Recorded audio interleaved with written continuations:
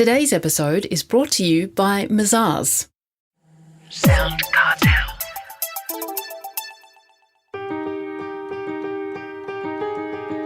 From SoundCartel, I'm Nicole Goodman, and this is Business Essentials Daily.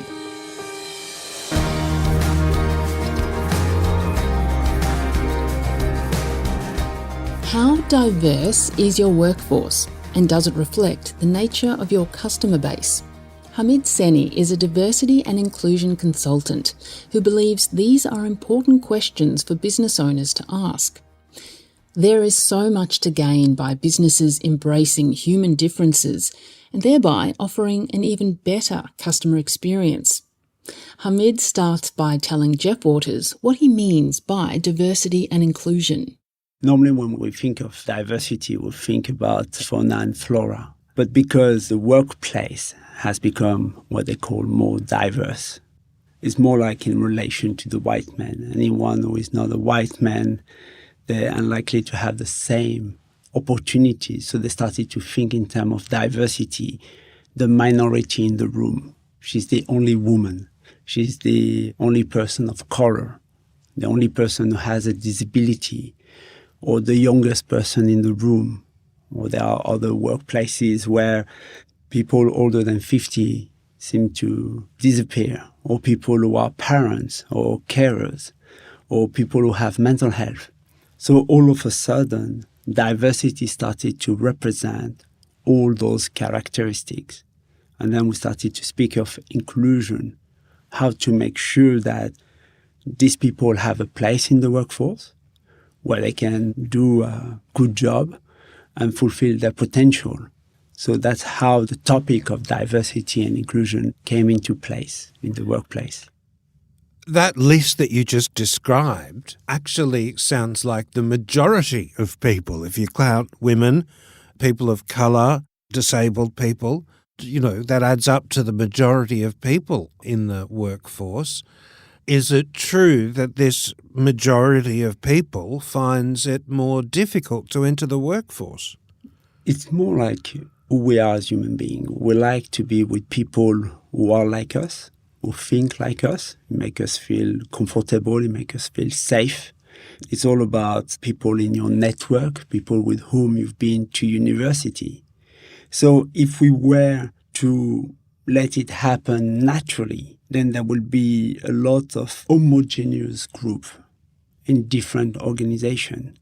But there is now enough studies that explain that there is the risk of groupthink, where potentially everyone agrees within the room, but this agreement doesn't mean they came up with the truth. They might just have agreed on something that is completely wrong. And in the case of Nokia, when they completely missed the turn of smartphone, they were speaking a lot of groupthink. There were too many people who had an engineer background, who had the same characteristic in a way. So as a rule of thumb, if you have diversity in human characteristic, that should guarantee diversity in thinking because you have diversity of human experiences. Are there other benefits to having a diverse workforce other than people seeing things in different ways and spotting new opportunities? Normally, a diverse workforce creates a culture that helps the organization with the diversity of their customers. Because let's say, for example, you have 1 million customers and your workforce is made of 1,000 people.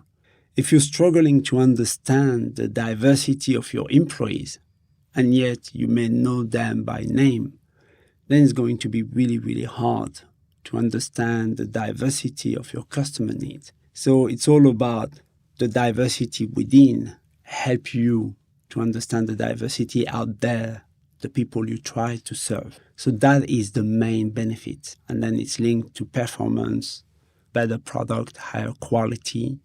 But also you see the changes in market trend. We've just spoke about Nokia, who missed the plot, and you have lots of companies who just disappeared, like Kodak, who, again, the company who created the first model of digital picture, but they never took it any further.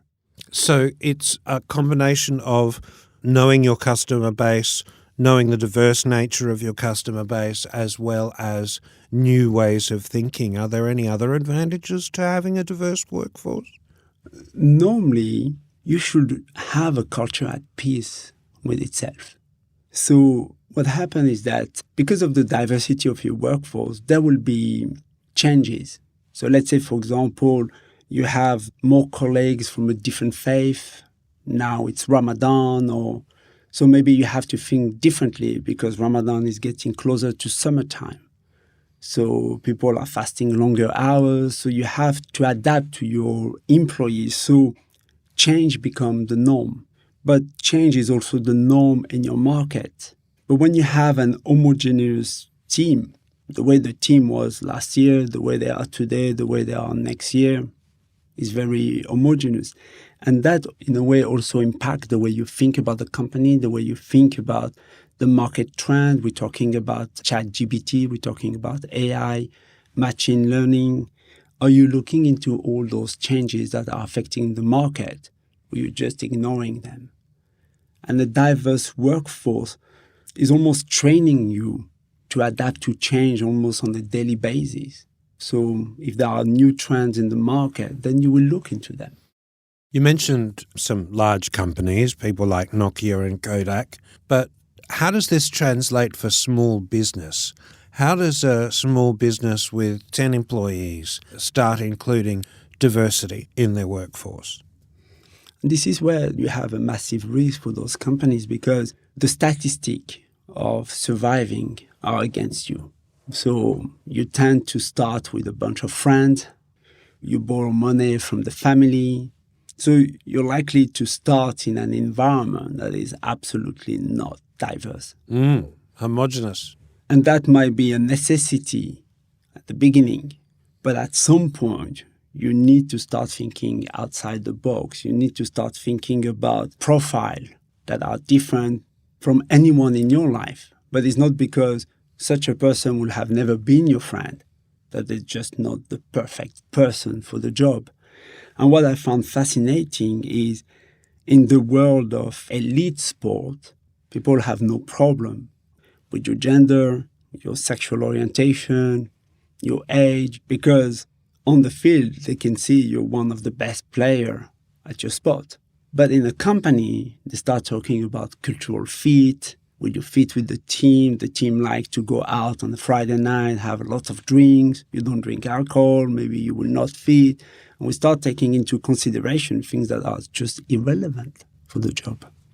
Are there many barriers to achieving this?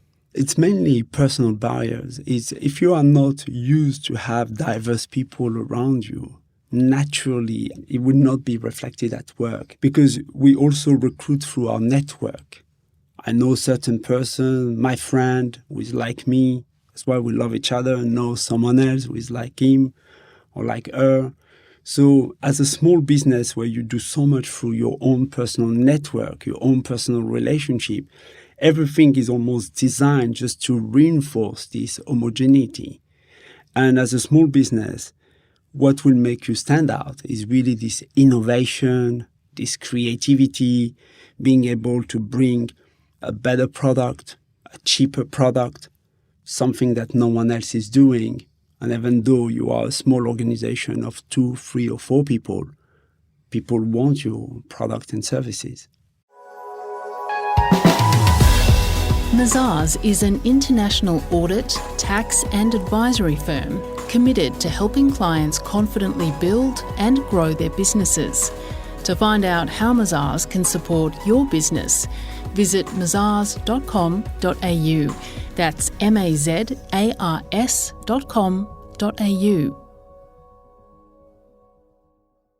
So it sounds like a bit of a warning in that if you're going to keep your blinkers on and not invest in diversity and inclusion in your workplace, then you're putting yourself at a business disadvantage. You're taking a risk if you don't do this. Is that right? Absolutely. Absolutely. And in the world of big businesses, it's kind of obvious. In the world of big businesses is because they are multinational. because they need to bring so much innovation, because there is so much disruption in the market. But it's the same in the world of small businesses. You can't just stay with your mate. You need that diversity. You need this diversity of thinking. And the world, as we know it, is changing very, very fast with technology. It's the article you read around ChatGPT. I don't know if you've used ChatGPT yourself, if you tested the technology. But you could go on ChatGPT and say, write me a policy. And the policy that the tool will write you will be 85% near perfect. So there are a lot of jobs that are likely to disappear, but there are a lot of new jobs that are likely to be needed. So everyone is operating outside their comfort zone, outside of the box. And only diversity gives you that diversity of thinking. And it's irrelevant nowadays the size of your business. You need diversity and inclusion to succeed. And that's why I strongly advise people to step away from this concept of the right thing to do, because there was a time if a certain group of people don't get job, then in their community there will be more crimes, more social problem. It's not healthy for our society. So we need to make jobs available to everyone. And then the politics pass law, anti-discrimination law, and things like that. Yes, that is important for the fabric of the society.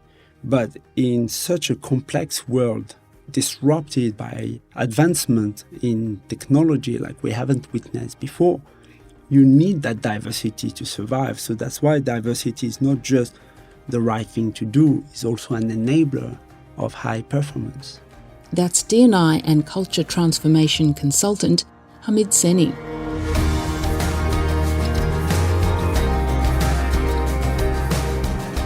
This episode of Business Essentials Daily is produced by the team at SoundCartel. Thanks for listening. I'm Nicole Goodman. We'll bring you more Be Daily tomorrow. Follow at BE Daily Podcast across social media and head to bedaily.com.au for more from the Business Essentials Daily podcast. SoundCartel. This episode was brought to you by Mazars. To find out more, visit mazars.com.au. That's mazars.com.au.